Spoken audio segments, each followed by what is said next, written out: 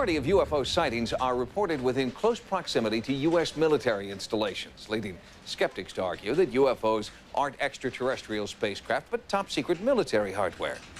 But what happens when a UFO is sighted near an Air Force base, and even the military admits that they don't know what it is? From Edwards Air Force Base, California, Carla Wohl reports. Edwards Air Force Base in California's Mojave Desert is an area where people often gather to scan the skies for UFO activity. But what about the people inside Edwards? Are they seeing UFOs too? According to this historic tape, they are. Some confirmed reports of some unidentified flying objects in your area. But should be approximately, there was approximately 5 to 7 objects, green, red, and white flashing lights. From Edwards. And Sightings has also obtained still photographs of an Edwards Air Force Base radar screen taken on the day of the incident.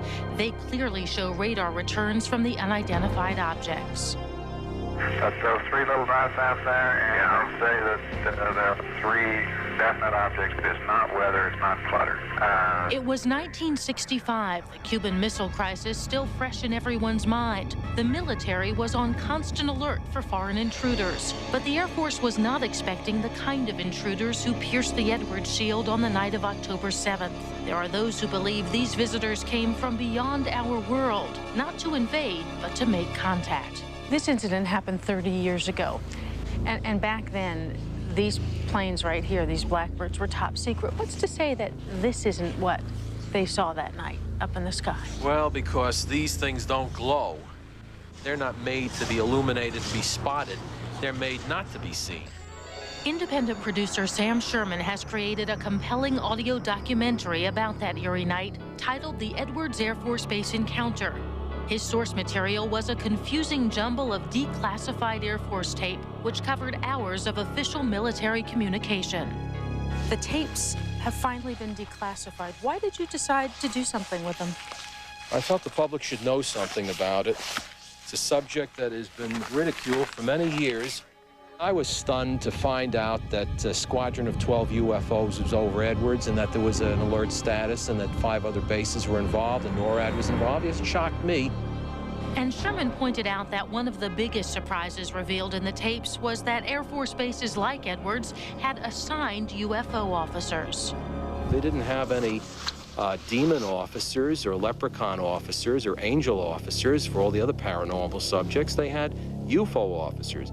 Okay, they've finally gotten that UFO officer at Edwards lieutenant, and he said yes, he would like to have a look. We're getting plenty of live data as visuals on these things. About 40 miles south of Edwards, several of them running. At the radar screen in the Edwards Tower that night was Air Force Tech Sergeant Chuck Sorrells.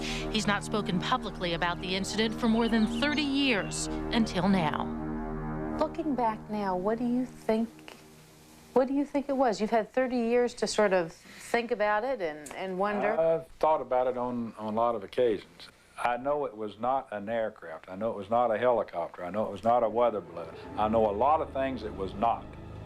It was not anything that we know of as a flying object that could do the maneuvers that this did. And what it was, I do not know.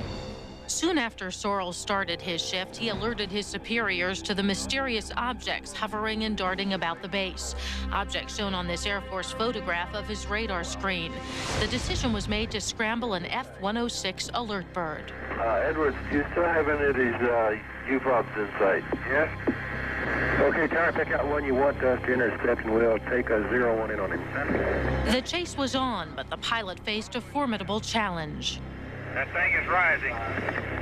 Tower, how's things look now? He's low. Look, search high, search high. It doesn't search high. Search very high. The thing is rising. It's rising rapidly. We're at 40,000 feet. Still low. Search high. The F-106 pilot, when he went up there, did you think he ever had a chance of catching up? The way it rose, as fast as it went up in altitude and he passed under it at 40,000 feet, not a prayer. Not a prayer, not a chance. Was a mismatch. Oh, completely. There ain't no way he could have caught that thing. After listening to the audio account of what the Air Force referred to as the incident, Washington, D.C. MUFON Director Elaine Douglas is convinced that the tapes provide solid evidence of extraterrestrial craft. Elaine, we are sitting here in your office, surrounded by books and transcripts and videotapes of sightings. What about this particular audio recording impressed you so much? It's real. It's live. It's the U.S. government talking about seeing UFOs, lots of them, over a military base. Clearly, they're in airspace where the only things that are supposed to be in that airspace would be U.S. military aircraft, and they're not that.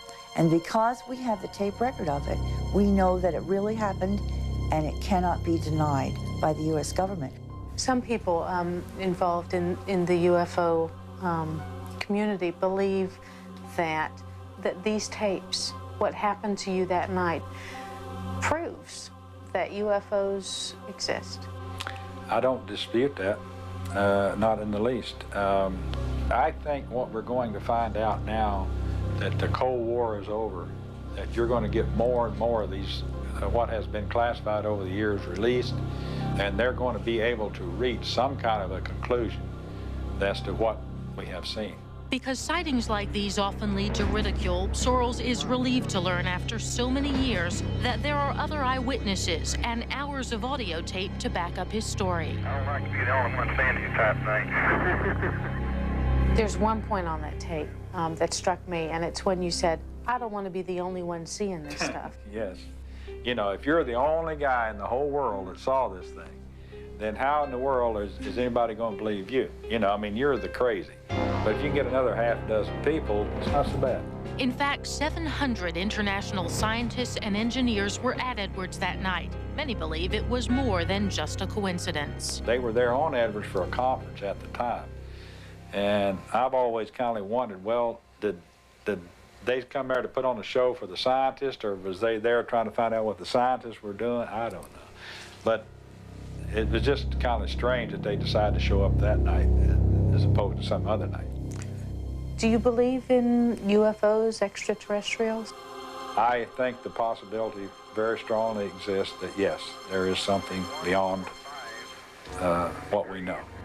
Does it make any sense to you what it could possibly be? No, we're in as much of the dark night as you are.